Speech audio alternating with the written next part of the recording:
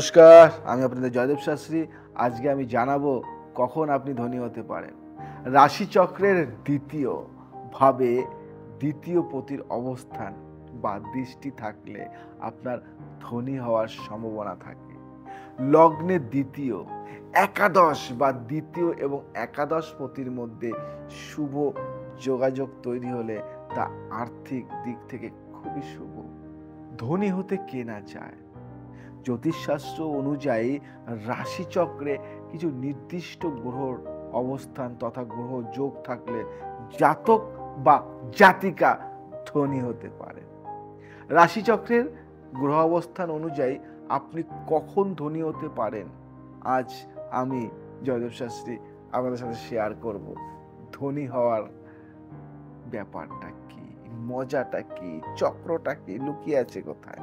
রাশিচক্রের দ্বিতীয় ভাবে দ্বিতীয় পতির অবস্থান বা দৃষ্টি থাকলে আপনার ধনী হওয়ার সম্ভাবনা থাকে একাদশ ভাবে।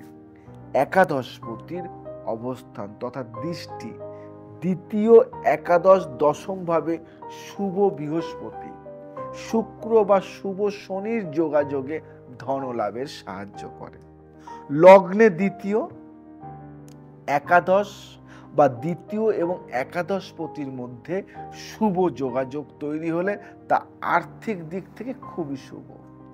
দ্বিতীয় ও একাদশ পতির মধ্যে যদি ক্ষেত্র বিনিময় হয় তবে আর্থিক দিক থেকে সেটা শুভ লক্ষণ বলে বিবেচনা করা হয়। যাদের হাতের পাতায় শুক্র ও বৃহস্পতির স্থান বেশি ভালো, অর্থাৎ ফোলা চকচকে, কাটাকুটি বর্জিত, মানে কাটাকুটি নেই তথা শুভ চিহ্নযুক্ত হয়ে থাকে, তাদের আর্থিক অবস্থা বেশ ভালো হয়ে থাকে। ভাগ্যরেখা কোনোভাবে ত্রুটিযুক্ত হয়ে থাকলে এবং অশুভ গ্রহের দশা বা অন্তর্দশা চললে মাঝে মধ্যে সময় খারাপ যেতে পারে। জীবনে কখন ব্যয়ের পরিমাণ বাড়ে, আসো আমি বলি তোমাদেরকে, শেয়ার করছি। কখন ব্যয় হচ্ছে, অনেক কিছু চলে যাচ্ছে, ধ্বংস হচ্ছে, খরচা হচ্ছে, চলে যাচ্ছে। দ্বাদশ পতির সঙ্গে দ্বিতীয় পতি বা দ্বিতীয় ভাবের যোগাযোগ হলে ব্যয় বাড়ে। দ্বিতীয় বা একাদশ পতি যদি দুর্বল বা অশুভ হয়ে থাকে তবে আর্থিক দুর্বলতা অর্থাৎ দারিদ্র যোগের সম্ভাবনা থাকে। দ্বিতীয় বা একাদশ ইত্যাদি স্থানে রবি শুক্র বৃহস্পতি,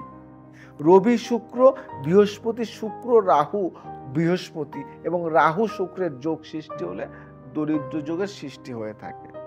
রাশিচক্রে ধনযোগ বা দারিদ্র যোগ যেটাই থাকুক, প্রত্যেক মানুষই তার আর্থিক উন্নতি চায়। টাকায় অরুচি উচ্চ কোটির সাধু সন্তদের হতে পারে, তবে সাধারণ মানুষের প্রতি পদে অর্থের প্রয়োজন পড়ে। অর্থ না থাকলে কিছুই হয় না। তো আমি তোমাদের 5টা সহজে ধন লাভের কিছু টোটকা বলে দিই, শোনো। 5টা টোটকা জীবনে আমূল পরিবর্তন এনে দেবে। যদি পারো এই 5টা টোটকা ভালো করে বুঝে বারংবার শুনে নিয়মিত করো। জীবনে যদি অর্থের কষ্ট হয়, অর্থ যদি না থাকে, গচ্ছিত অর্থ নষ্ট হয়ে যায়, অর্থ পাচ্ছ না, অর্থ পেয়ে হারিয়ে ফেলেছ, অর্থ দিন দিন টুকটুক করে চলে গেছে, সেই অর্থটা যদি আমি ফিরিয়ে আনতে পারি তাহলে কি না মজা হয়। সেই ফিরিয়ে আনার একটা কলা কৌশল আজকে আমি তোমাদেরকে বলে দিচ্ছি, শুনতে থাকো। 5টা জিনিস। এক নম্বর যেটা হলো, এই যে থাম দেখছো, এই থাম আঙ্গুলে কি করবে, সাদা কোনো কালি দিয়ে, তুমি নিজেরাও বানাতে পারো বা দোকান দিয়ে সাদা কালির পেন কিনে আনতে পারো। কিনে এনে মার্কার সাদা রঙেরও হয়, সেটা দিয়েও করতে পারো। কি লিখবে, থামে লিখবে, কি লিখবে, 222 মানে 222 6টা লিখবে থামে। 1 নম্বর, দারুণ কাজ দেবে। আর এই জিনিসটা করতে পারো শুক্রবার করতে পারো।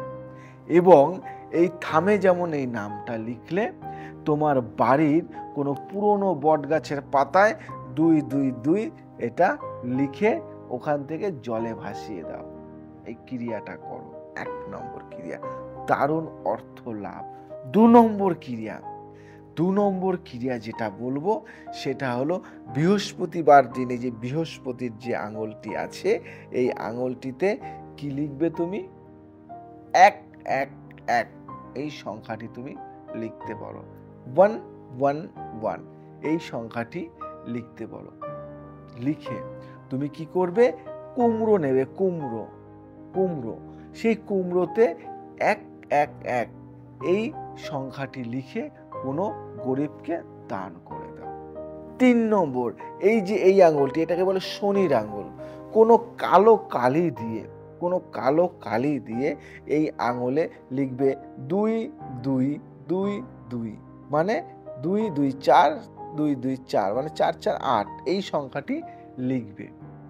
8 লিখবে না, কিন্তু 8 লিখলেই কিন্তু ক্ষতি হয়ে যাবে। 2222 এই কালো কালি দিয়ে লিখবে। এবং তুমি কোনো সর্ষে গাছে গিয়ে লিখে আসবে 2222 শনিবার দিন। সর্ষে গাছে লিখে আসবে। লিখে এসে যদি পারো সেই গাছে একটু গঙ্গা জল ছিটিয়ে দিয়ে আসবে। দুর্দান্ত। অর্থ বন্যা বইবে, অর্থের বন্যা। ধার দেনা থাকলে সঙ্গে সঙ্গে নষ্ট হয়ে যাবে।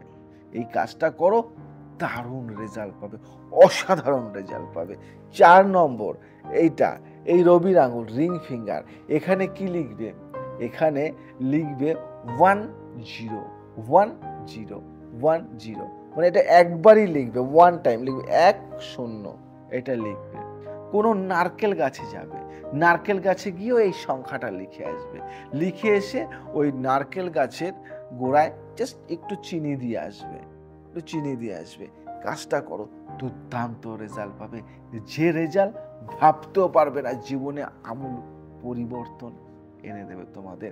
লাস্ট যে ফিঙ্গারটি, এই ফিঙ্গারটি হলো বুধের ফিঙ্গার, আমরা বলি লিটল ফিঙ্গার। এবং এই ফিঙ্গারে লিখবে 1 2 3। কি লিখবে? 1 2 3, 1 2 3 এটা লিখবে। আর একটা কথা বলি, 1 2 3 তুমি যে লিখবে, লেখার পরে একটাকে কি করবে? সবুজ কোনো কালি দিয়ে কেটে দিবে।